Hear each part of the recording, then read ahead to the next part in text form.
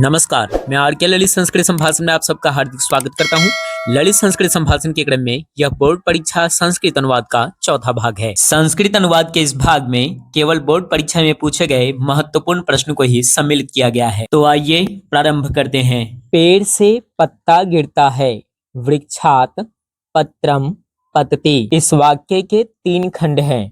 पहला खंड पेड़ से, दूसरा खंड पत्ता और तीसरा खंड गिरता है। पहला खंड पेड़ से, इसे संस्कृत में वृक्षात लिखा गया है। यहाँ से को संस्कृत में आत लिखा गया है।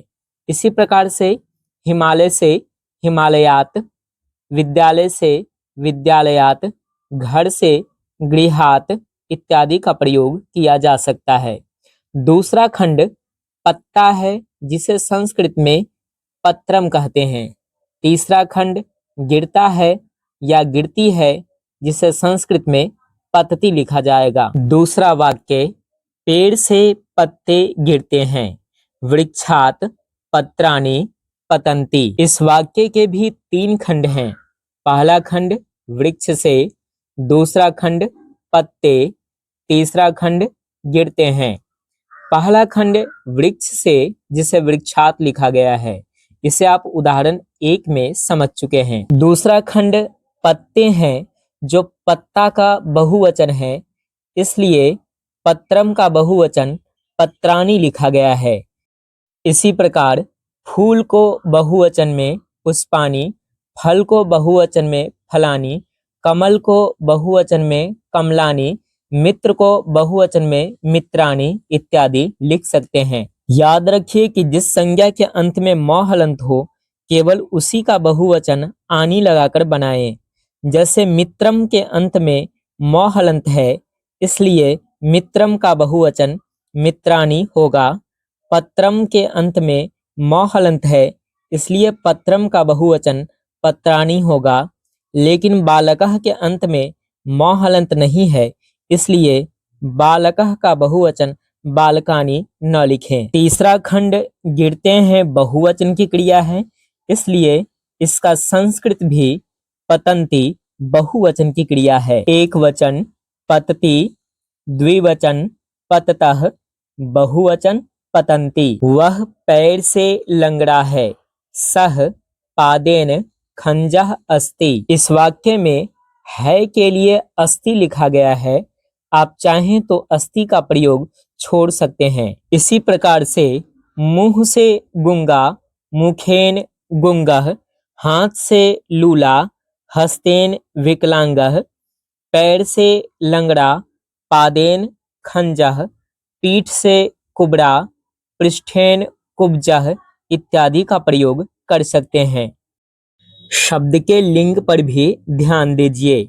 लंगड़ा, खंजः, लंगड़ी, खंजा, काना, कानह, कानी, काना, बहरा, बधिरह, बहरी, बधिरा। चौथा वाक्य तुम एक पैर से लंगड़े हो, त्वम पादेन खंजः असि। दोनों पैर से लिखा होता तो पादेन के जगह द्विवचन में पादाभ्याम का प्रयोग करते। दोनों हाथों से हस्ताभ्याम, दोनों पैरों से पादाभ्याम, दोनों आंखों से नेत्राभ्याम, दोनों कानों से कर्णाभ्याम इत्यादि। पांचवा वाक्य राम एक आंख का काना है, रामः नेत्रेण कानः अस्ति। छठा वाक्य महादेव के लिए नमस्कार है, महादेवाय नमः।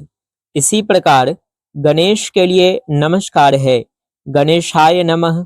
शिव के लिए नमस्कार है, शिवाय नमः। कृष्ण के लिए नमस्कार है, कृष्णाय नमः। जिसे नमस्कार या प्रणाम किया जाता है, उस शब्द में चतुर्थी विभक्ति जोड़ी जाती है। परिश्रम के बिना सुख नहीं है, परिश्रमेन विना सुखम नास्ति।